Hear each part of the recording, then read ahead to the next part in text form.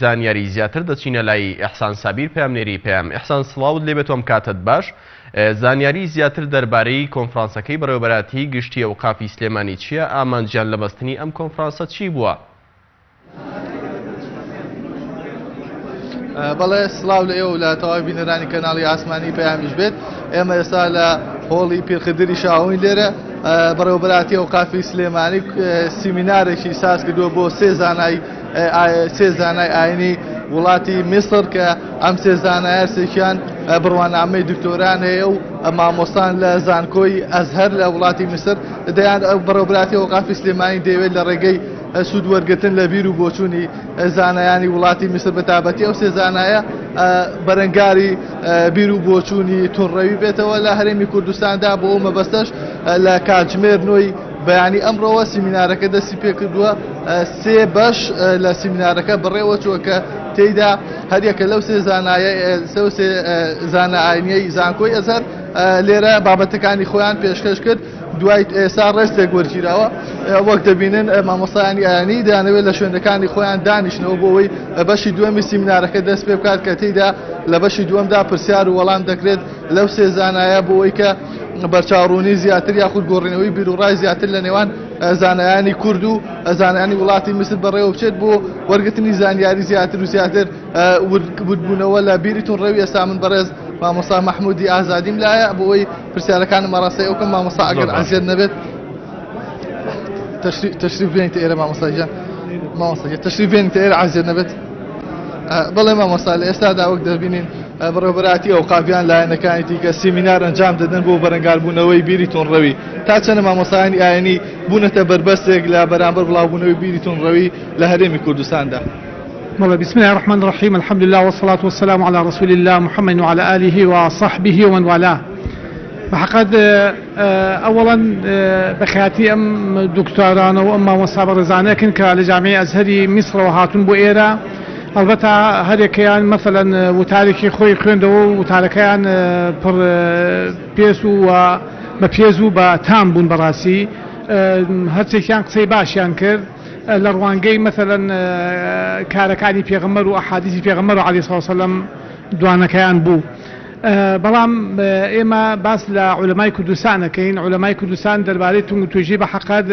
بەڕاستی دەورێکی باشیان هەبووە بۆ نێشتنی دەوری یعنی تند و تیژی. ئەگەر مامۆسایانی ئێمە نەبووە لە کوردستان مامۆسایانی کوردستان و مامۆسایانی مەسەڵەن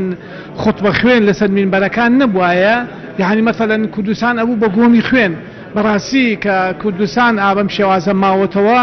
یعنی هیچ تند و تیژێکی تیانێ بەو شێوازە ناهەموارانە یعنی سەمەر و بەروبوومەکەی ئەگەڕێتەوە بۆ مامۆسایانی ئاینی و بۆ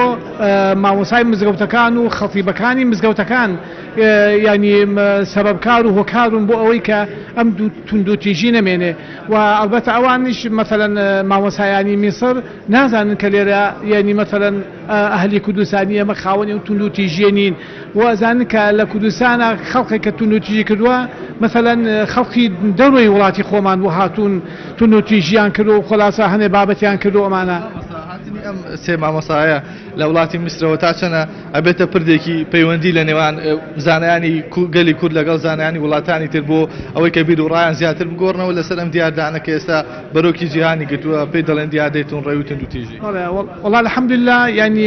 پەیوەندی و عەلاقەی باشەیە لە بینی مامۆسایانی کوردستان و مامۆسایانی جامعەی ئەزهەر و مامۆسایانی وڵاتانی تر حتا یعنی کۆمەڵێک لە مامۆسایانی کوردی خۆمان يعني أندام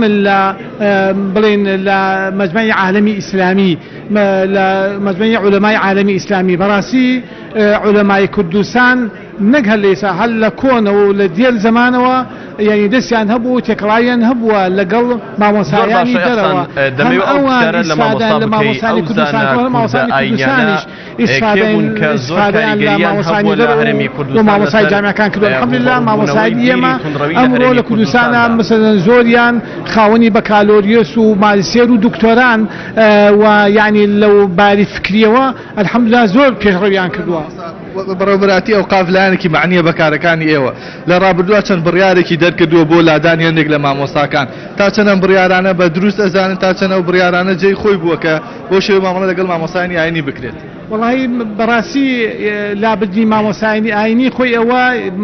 بە نەمگی ئەژمێرێ لە سەریان چونکێکین ئەو مامۆسایانی ئاینیە ینی کە ئەمان هاتوون مەسەل لایەن بردووە دوایی بەزەرت کەوتووە لە سەریان چونکە ئەو مامۆسایە کە لە سەرمین بەربووە قسەی خراپی نەکردووە و قسەی باشیشی کردووە ئەلبەتە ئەگەر قسەیەکی کردبێت جوابدانەوە بووە بۆ مەسەرەن لایەک بۆ تەرەفێک یا بۆ شخصێک مەسەن جوابی داوەتەوە جا من بەلام وایە ئەبێ مەسەلەن